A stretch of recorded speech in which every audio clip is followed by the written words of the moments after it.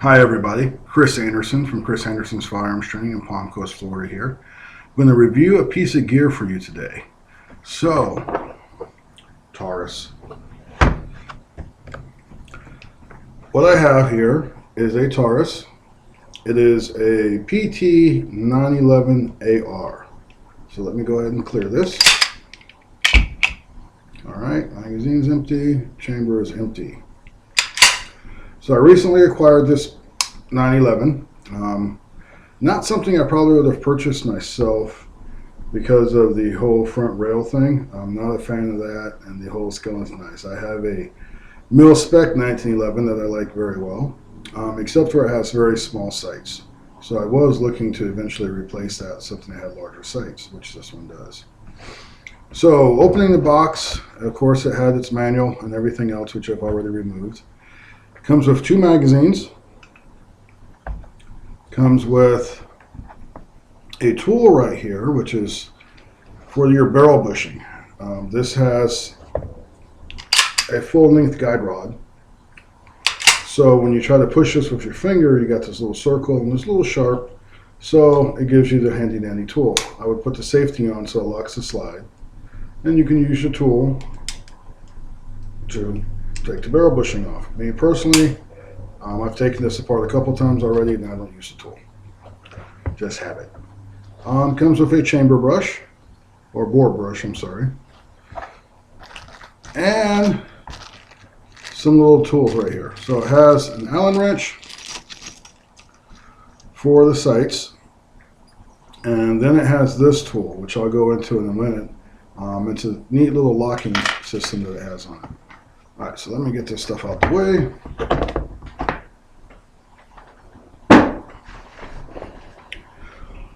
Alright, so Taurus pistol.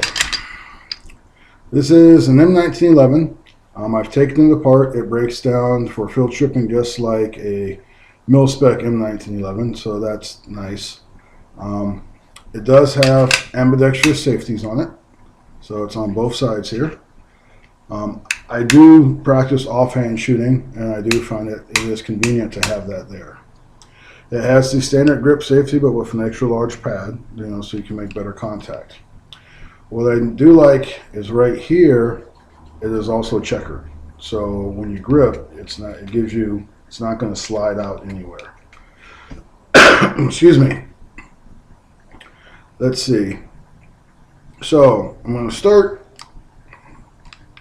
Take the safety off. It has an extra large dovetail right here. I found it a little uncomfortable at first because I'm not used to it. I'm used to a mil-spec model. So, but it worked out once I got used to it. Still, it kind of hurt my thumb a little bit. And then it has a skeletonized trigger and hammer right here. This tool that they give, it has a safety feature that allows you to actually lock the hammer, so it won't move. So it's a safety feature that way. Another safety feature this has, like the mil-spec models, a half cock. But what this half cock is designed is, if you go to manually pull this back, once you pass the half cock, if it slips, it won't go forward. It won't go past that.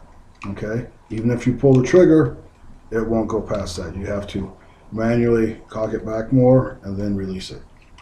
So it helps prevent slipping if you want to try and carry your pistol in condition 2.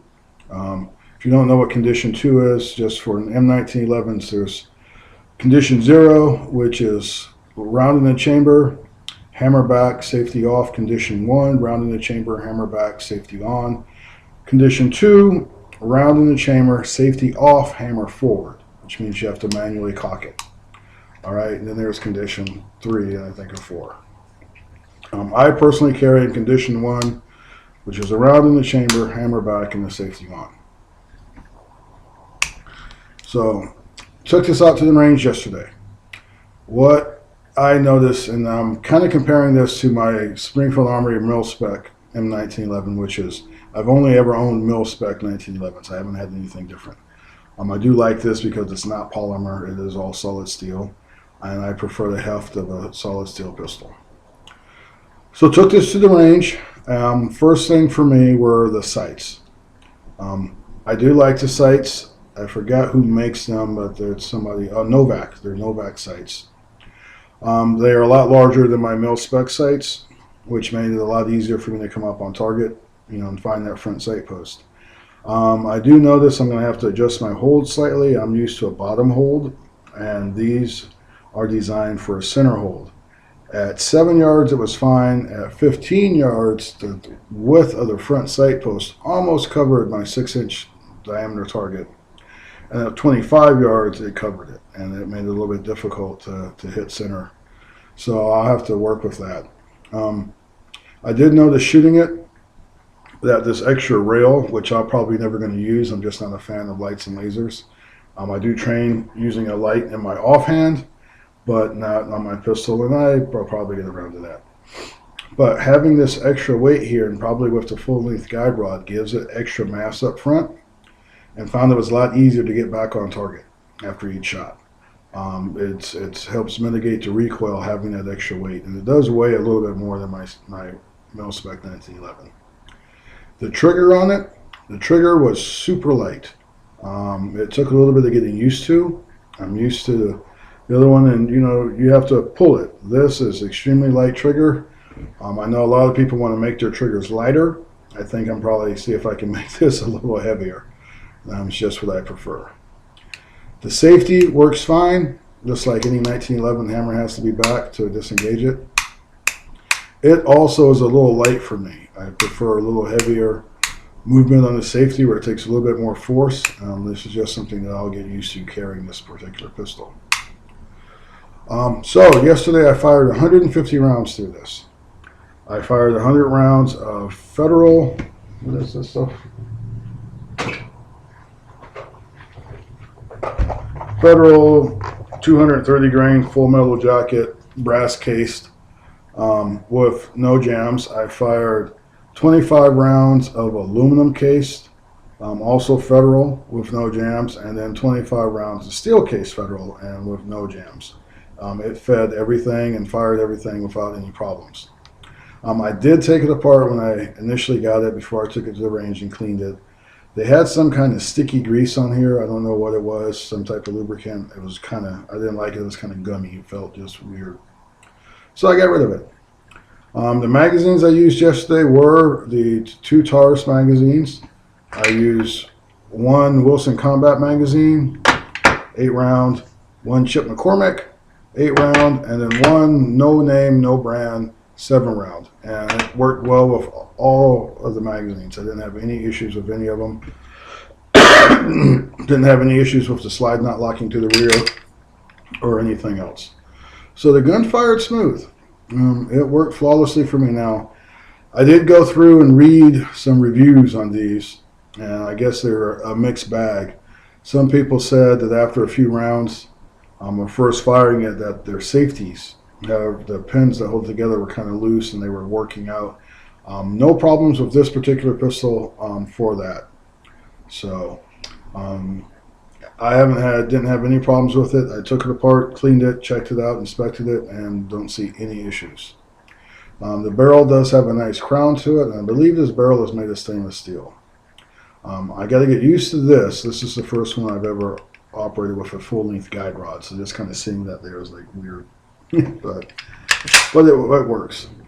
Another safety feature this particular pistol has, there is a pin inside here that if the slide is not fully forward, the firing pin is not allowed to actually go forward, even if it were to be pushed. You have to have the slide fully in battery for the firing pin to be able to move forward. And that's kind of a neat safety feature.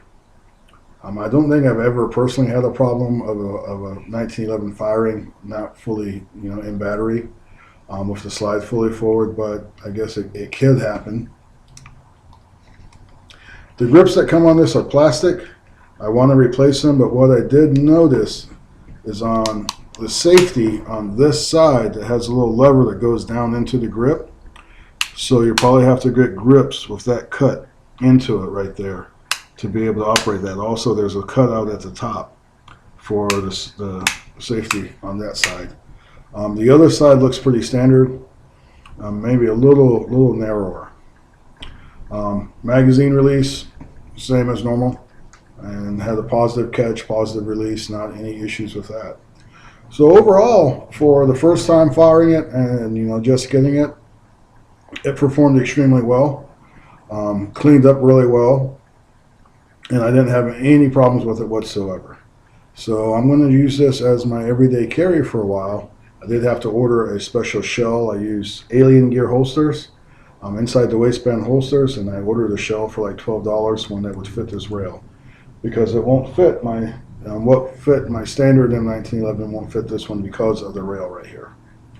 I'm probably not going to attach a light or a laser to it, but we'll see. That's further down the road.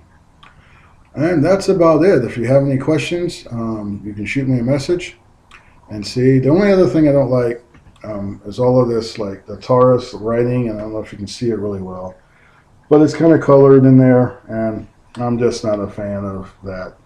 If I wanted to advertise for them, I would, but that's just not my thing. And the grips are plastic, and I want to change those out to rubberized grips. So that's my review of the Taurus PT911AR. Shot well, cleaned up well, overall function. I didn't have any issues with it. Nothing came loose. So, and we'll kind of go from there. And I was able to shoot 1-inch groups at 15 yards with this without any issues. So, and that was from standing and then also a sandbag rest sitting position. All right, thanks. Hey, y'all have a great day. Again, Chris Anderson from Chris Anderson's Firearms Training in Palm Coast, Florida.